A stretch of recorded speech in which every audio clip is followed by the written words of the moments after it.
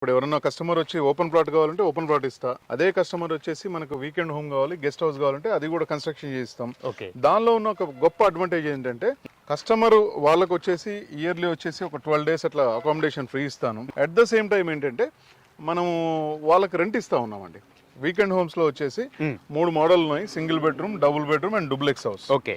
ఇది వచ్చేసి దాని ఇన్వెస్ట్మెంట్ ప్రకారం వచ్చేసి మంత్లీ వచ్చేసి డూప్లెక్స్ విల్లాకి వచ్చేసి 30,000 రూపీస్ రెంట్ ఇస్తా ఉన్నాము. 2 bedroom కి వచ్చేసి 20,000 రూపీస్ రెంట్ ఇస్తా ఉన్నాము.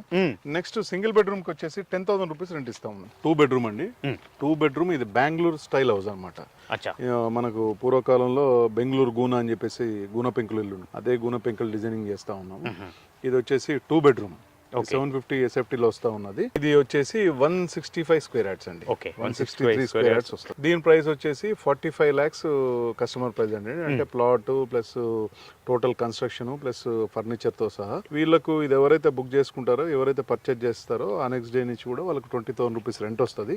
ఎట్ ద సేమ్ టైమ్ ఆ ప్రాపర్టీ ఓనర్ కి ఎంటైర్ ఇయర్ మొత్తంలో ఒక 12 days అకామిడేషన్ ఫ్రీ ఉంటుంది. బ్యాంక్ లోన్ తీసుకున్న అదే కాస్ట్, 100% పేమెంట్ చేసినా కూడా సేమ్.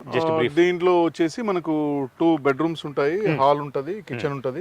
దీంట్లో ఏంటంటే 2 bedroomలలో 2 ఏసీలు వస్తాయి, ఒక ఫ్రీజ్ వస్తుంది, బెడ్ కాట్ వస్తుంది, ఫర్నిచర్, తర్వాత వచ్చేసి రెగ్యులర్ మనకు సోఫా అనుకోండి, కుర్చీలు అనుకోండి, డైనింగ్ టేబుల్ అనుకోండి, ఇవన్నీ కూడా వస్తాయి.